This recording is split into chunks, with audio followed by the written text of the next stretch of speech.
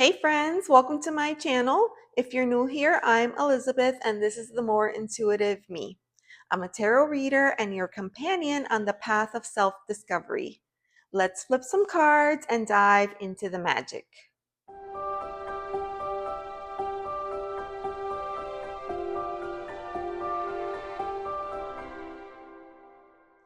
Welcome back to Deck Diaries. Today we're going to take a closer look at the Glimmer Walker Tarot. This is one of the decks that I received in the deck swap from Dezarey. It's a really cool deck. I've been using it actually quite a bit. And then I realized that I haven't filmed a specific video with it just yet, so I wanted to do that today. You can see it's not chunky, which means that it fits really, really well in the hands. It's very comfortable and great for shuffling. It's going to be hard. I'm trying to get you to see because the edges, do you see that? They're so cool in this deck.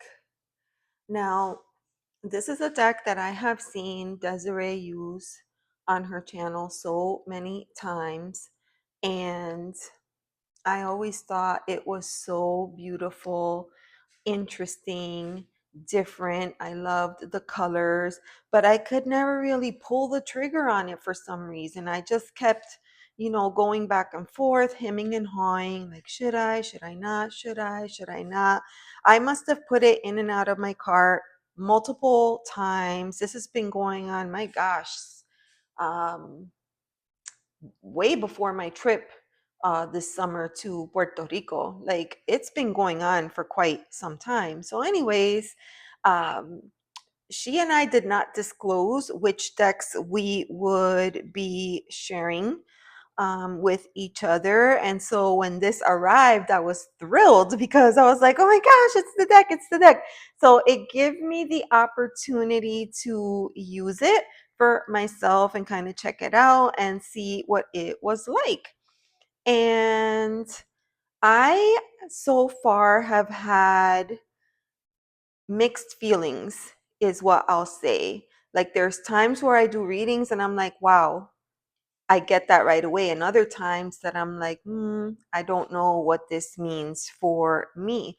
And so I thought I wanted to, do an official video with the deck and take a closer look, anyways, and see if this is going to end up being a deck that I bring into the collection or not. I think one of the things that I really appreciate about this deck is, I mean, there's a lot of things. I love the edges. I love the size. I love how comfortable it is to shuffle. I love the colors. I like that it's a little bit different, even though sometimes I do get tripped up myself, right? So there's a lot of things about it that I really, really like. It pairs so nicely with several of my decks, and I've been using this as a daily draw deck for the last couple of weeks, and it's been pretty awesome. But I'm, pulling this out and wanting to do a little bit of a deeper dive with it because very soon we'll be wrapping up our time and sending the decks back home, and I still have that same, I don't know, should I not feeling with this deck. Um, that's interesting, all these thunders together. So yeah, what I thought I would do was maybe look at some of the art a little bit more closely and take a look at the guidebook and see if we could follow along the story behind the Glimmer Walker. So let's take a look. Let's do that now. Let's start with the majors. I mean, the colors are so beautiful. I mean, you can see right away the correlation between the Fool energy. Here we have the Magician, but this kind of looks more like a phoenix. You have the lemniscate. Here's the Glimmer Walker here. you can see the hand is open. It's almost like the Glimmer Walker is the one that is, creating that energy. You see that? So it's really interesting.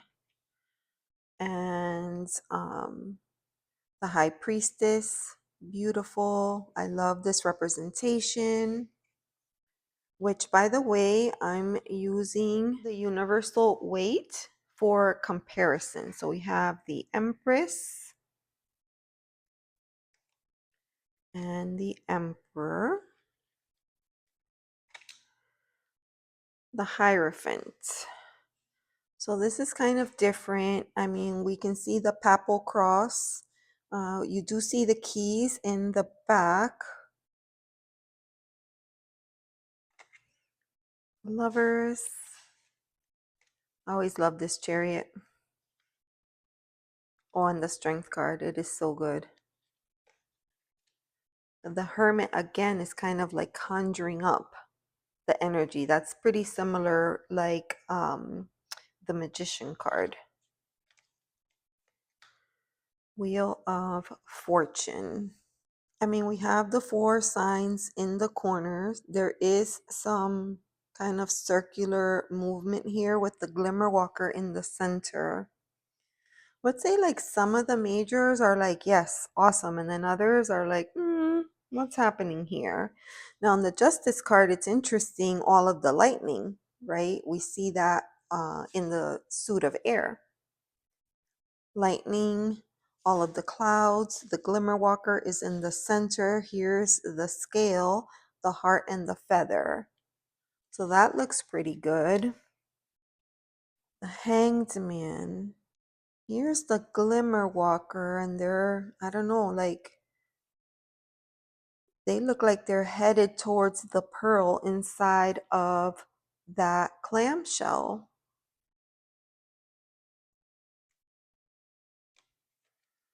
Death card makes sense to me right away. Temperance as well. And you kind of get this timing issue here. The Devil. I think this is a great card. The Tower. I love this Star card. And I like the focus. You see how small the ibis is here? And here, like here's the ibis right there. And then here it's more of a focal point, right? So yeah, there's, certain cards that I'm like, that's amazing. So well done. I love the transition of the moon here, the wolf and the owl as well. And then other cards, I'm not sure on, but I guess that happens with every deck. Here we have the Sun, beautiful. Judgment, and the World card. I always appreciated that here we could see the 4 elements, right? Because this is from water, from air, pentacles, and the light is from the fire suit. And it almost seems like the Glimmer Walker has made it to the next portal. Now, this deck has an extra card, and it's called Non-Action. Let's go ahead and take a look at the suit of fire. In the Glimmer Walker, fire takes the form of beams of light, and it represents the beginning of new things, akin to a primordial spark. When light first graced the earth, it awakened life, drove growth, and brought order out of chaos. Fire is the primal energy and the force that propels creation forward. And so it goes on to explain that the Glimmer Walker is going to move towards the light, fearless of challenges and undeterred by obstacles. I did notice that by putting the cards together that they do kind of form a seamless scene, if you will. In the ace, we have a beam of light that is breaking through the cracks in the mountains, illuminating the steps leading upwards. Okay, so if it wasn't for this initial gleam, then these steps here would not be noticeable. So that makes sense. Then we move on to the 2. The walker arrives. Oh, that's true because the Glimmer Walker isn't here. The Glimmer Walker arrives here. Okay. So arrives at a fork in the road. Oh, interesting. So that is kind of asking the Glimmer Walker to make a choice, right? In between which path it wants to take. So then we have the 3. The walker gazes at the distant horizon where a ship has set sail. Between stone pillars, 3 beams of light shine, offering 3 distinct paths. The walker contemplates mapping their journey and planning for the future. So same idea, just, a different way of looking at it. I really do like the 4. So let's take a look at that.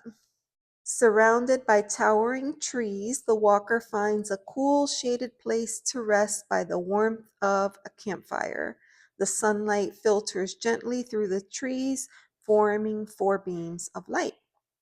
This moment of peace prepares the walker for their next journey. And then we have card number 5. The walker accidentally falls into a deep cavern. Oh. Wow, okay.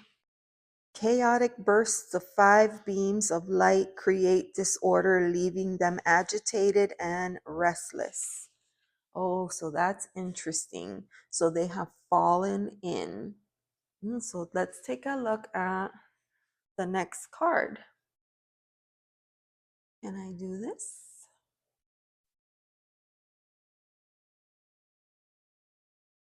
Okay, let's try that. So for the 6, we have the Glimmer Walker standing atop of a small peak.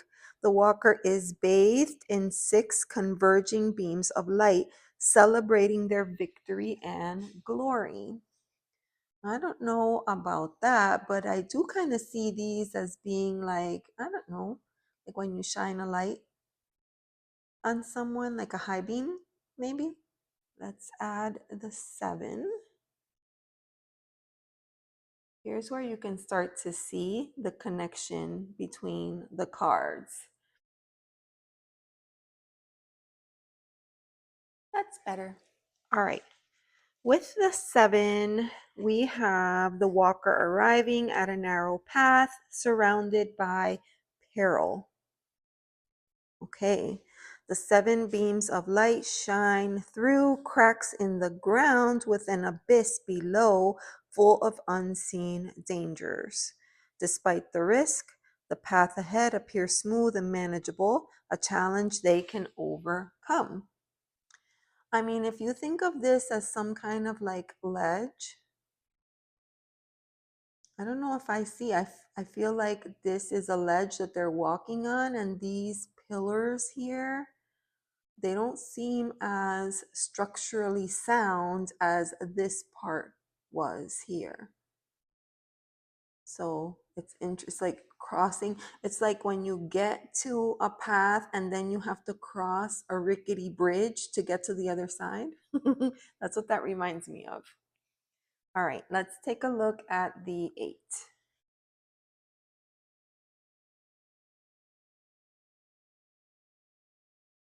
It's interesting to look at them in this way.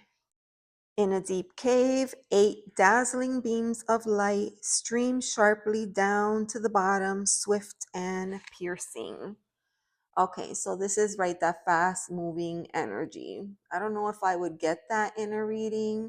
I get what this deck is trying to do. It's really interesting, but it would make it more of a learning deck, which makes sense for me because, like I said, there's times that I have pulled cards from this deck and just sat there, thinking to myself, what does that mean? Like, what's going on?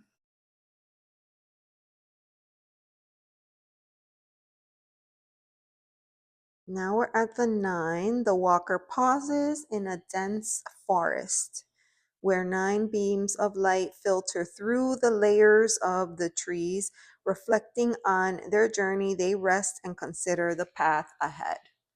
Right, that kind of makes sense. And let's bring in the 10. Beneath a towering tree, 10 beams of light shine through the canopy. The walker discovers a narrow and shadowy path, challenging yet passable. Interesting. There's a story. Let me see if I can add in the court cards in one swoop.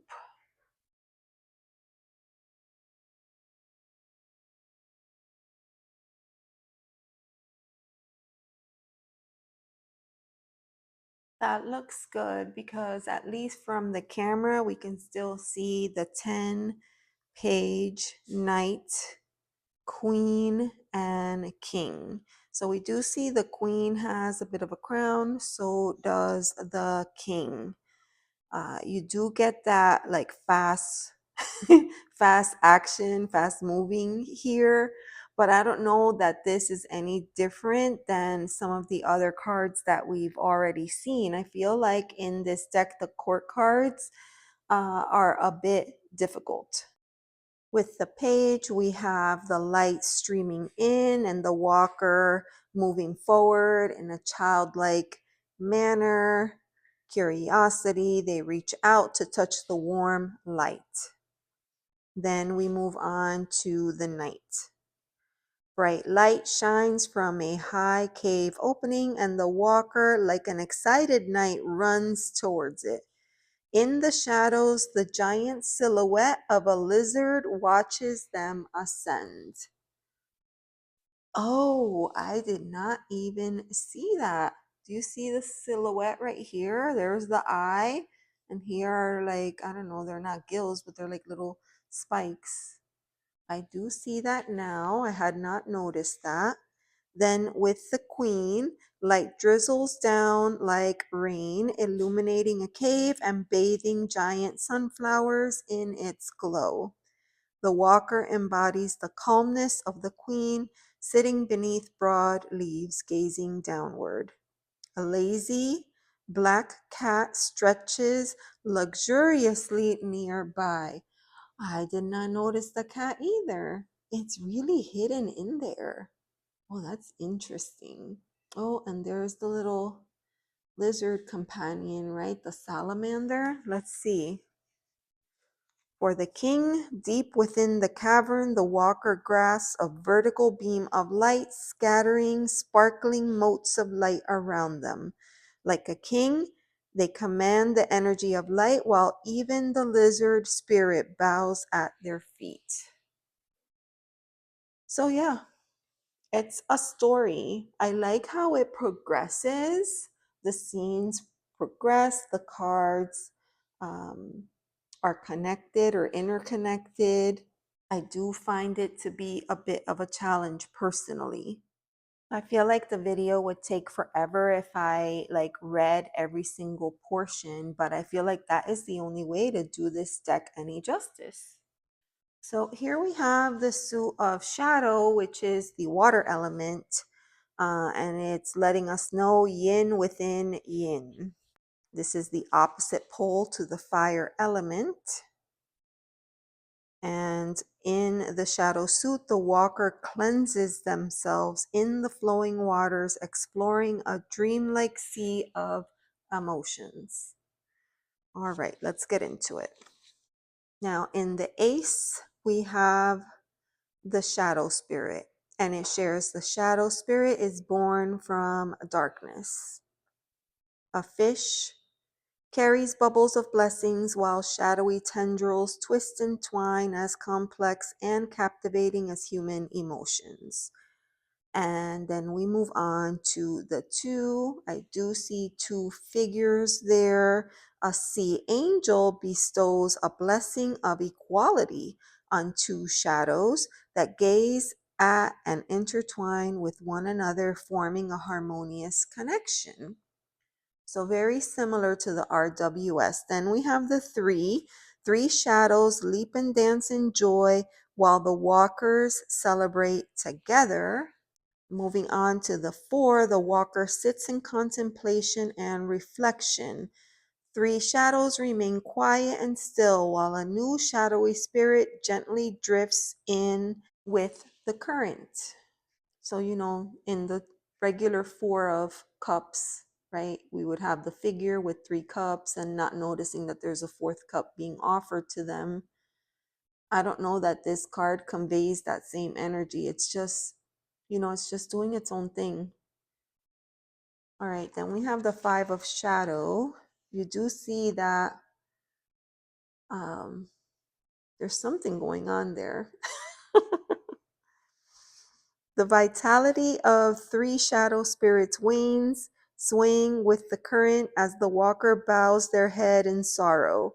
A sunken ship rests quietly on the ocean floor, while 2 lively shadow spirits emerge, drifting serenely. I see. Okay, so it's a sunken ship.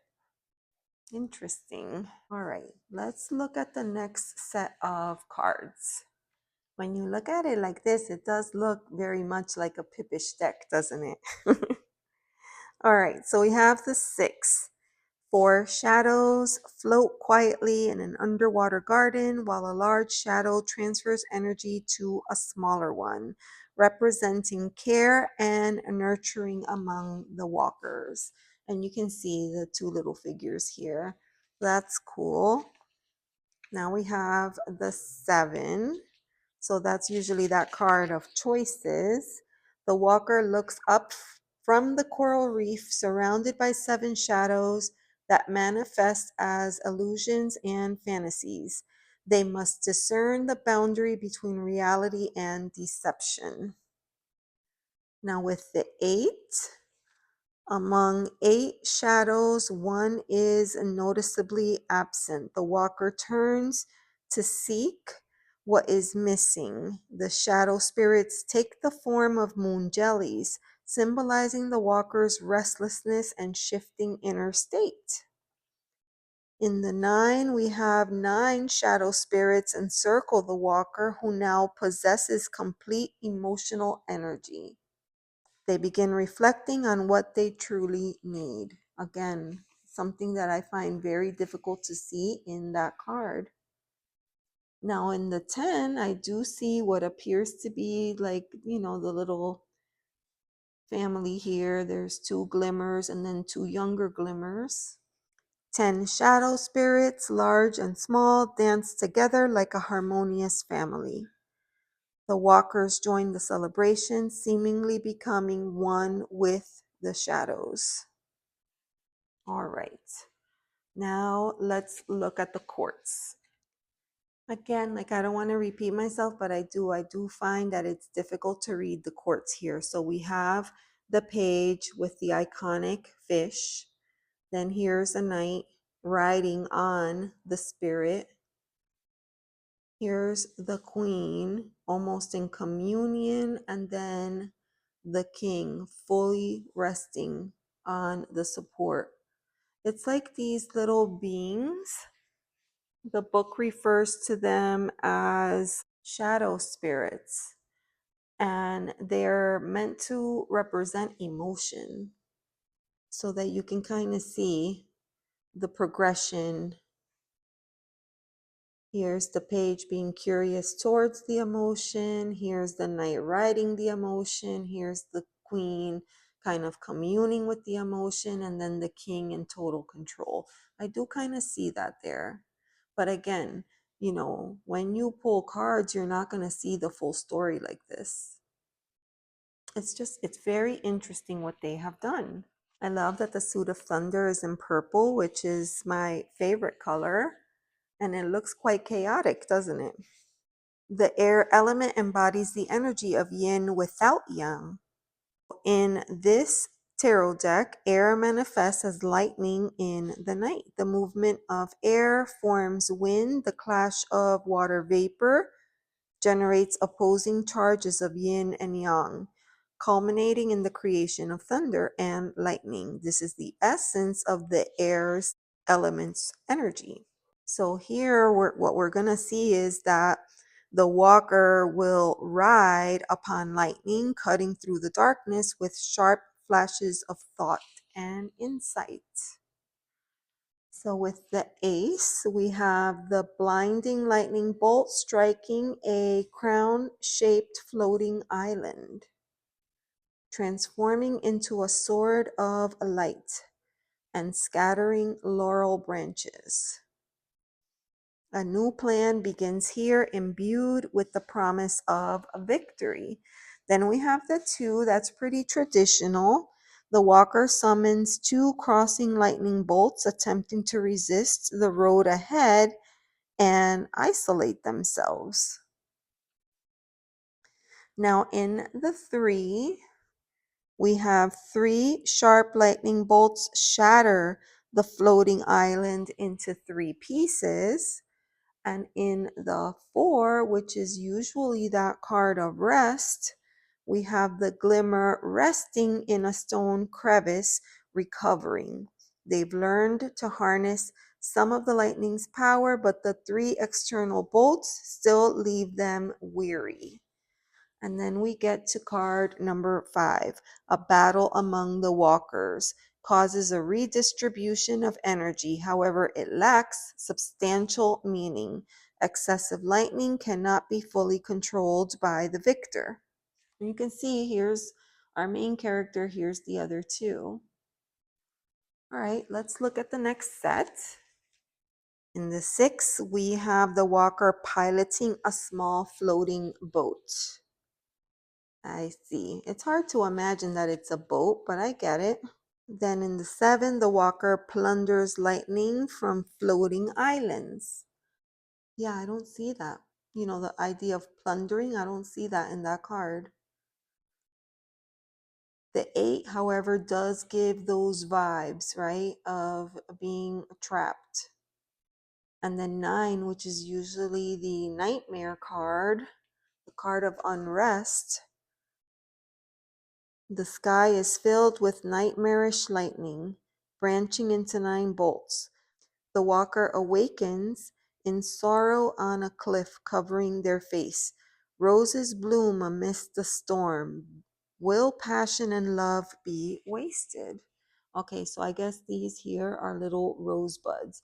And then we have 10. I mean, that's pretty obvious. You can see total destruction there. It's a great story. I like the storyline. We have the page of thunder, touching a descending bolt of lightning, scattering its energy into fluttering butterflies. Okay, well, I'm glad that I read that because I don't know that I ever caught that those were itty bitty butterflies. So that's cool. And it explains a little bit more about why this butterfly is here. Now that I've read that, I could see that there are butterflies in both of these cards as well. So let's move on to the knight. The walker grows enormous butterfly wings, taking flight on lightning. Then we have the queen. The walker merges with the thunderclouds as butterflies crown their head like a royal diadem. They remain composed, efficiently channeling the lightning's power. Reading that makes me feel like I have no idea what you're even talking about. Okay, King of Thunder. The walker commands the ferocity of the lightning, riding the thunderclouds and radiating bolts of energy. As the king of lightning, they possess complete control, embodying sharp intellect and determination. Okay, yeah. For me, the court cards fall short. There's a couple that I'm like, okay, I can work with that, but then there's others that um, you know, it's just hard because court cards in general are difficult already. So if the art doesn't give you anything to work with, it can make it more complicated. But this helps me understand why I have been struggling with this deck. Let's move on to the earth suit. We have the fruit. So with the fruit, we are learning that the earth element embodies the energy of yang without yin and corresponds to pentacles. The earth is represented by radiant fruit born from the cold soil. The fruit symbolizes the material world and reality itself. The gemstone-like fruits are the crystallization of Mother Earth's energy, marking both an endpoint and a new beginning. I really like that. I like that a lot. In the fruit suit, the walker seeks their own achievements and rewards, envisioning the dream of a perfect sanctuary. Okay, so let's start with the ace. In the depths of the forest, a seed sprouts and grows, its crystalline bud radiating with the light of vibrant life. Okay.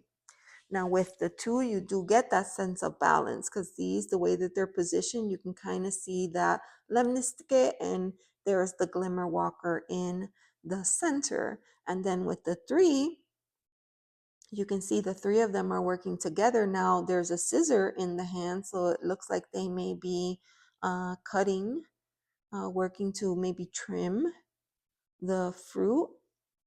And then we have the 4 and the 5. It's so interesting because you could feel the energy of this card with their heads drooping, but even the fruit is drooping. All right, let's see what the book says. For the 2, vines intertwine and compete for the earth's energy, producing 2 fruit. The walker dances atop the vines, experiencing the balance and exchange of energy. Now with the 3, they're building a human pyramid, cooperating to prune branches. And in the 4, we have, let's see, 4 radiant fruits are bound by massive vines firmly rooted in the soil. The walker has secured the resources, but in doing so is unable to leave this area. It's interesting because when I look at this card, like, I don't know, part of me kind of feels like these look like eggs, right? And when you have a nest like this, it's not quite ready to be left alone. And so you have to kind of stay with it. That's kind of the energy that I get from here. But I could see if these are blooms that have not yet blossomed, I don't get why the glimmer has to stay there. With the 5 fruits weigh down a fragile branch, mirroring the weary figures of walkers struggling along. The branch, too thin and weak, struggles to draw sufficient nourishment from the earth. Yeah, I get that. I get that. Let's take a look at the 6. The walker nurtures 2 fruit-bearing plants, one robust and thriving, the other slender and frail. Oh, interesting. Okay, so they have like a little watering can. I see. They enjoy the wealth of 6 fruits and generously water the roots, but only the healthier plant receives significant nourishment. Now, in the 7, the walker works diligently, gazing at the 7 fruits they've harvested and pondering the next steps. Now, 8 is usually that card of apprenticeship. So we have here the walker carves raw crystals from the earth into polished fruits, constructing their own energy tree. I don't get that one bit, but it's a beautiful card. All right. Now we have the 9. The walker strolls through a lush garden, a tamed dragonfly resting gently on their hands. Oh, that's beautiful. Their fruits, like mushrooms, symbolize endless abundance. And then in the 10, in the dense forest, 10 layered fruits form a magical space brimming with energy. An elder walker seated atop the fruits acts as a guide, while the youthful walkers communicate and collaborate to cultivate this grand wealth. Interesting. Okay. I do like the dragonfly there. Let's move on to the quartz. We have the page. The walker sits among the branches studying the secrets of the fruit. The fruit transforms into a dandelion, dispersing its seeds into the wind, carrying messages of knowledge. Oh, interesting. I thought that the page had a magnifying glass in its hands. I mean, that could be, right? Okay. So with the knight, the walker rides atop a massive branch, waiting patiently for the fruits to ripen. The sturdy branch channels energy into the fruit, which glows like a lantern imbued with fiery energy. Okay. Now we have the queen. I do see the little bunny there, which is awesome. The walker sits gracefully on a floral throne, caressing the fruit. A curious rabbit gazes upward, embodying vibrant life. The fruit transforms into a lotus pod within a water lily, imbued with emotional energy. And then with the king, you can't help but notice those two eyeballs there. The walker sits atop a cluster of fruits, like a king ruling over the land's energy. A massive bull's shadow watches over from afar, guarding this realm. So there we have it. So you can kind of get an idea of what they look like in a reading. I mean, I'm sure because you've seen me feature this deck and use this deck and gush about this deck because it's a deck that visually appeals to me. Although when I read with it, I struggle. So it's, it's a challenge. I don't know that this is a deck that I would bring into my collection after, using it, which speaks to the whole idea of when you see a deck and you fall in love with it and you decide to bring it into your collection, and then while you're using it, you realize, oh, it's not what I thought. I don't enjoy it as much. So, yeah. I'm very grateful that I had the opportunity to spend time with this deck before committing to it. Yeah, very grateful for that. Grateful for the opportunity. Grateful for Dezarey. And grateful for this Glimmer Walker deck because it is fascinating. It really is.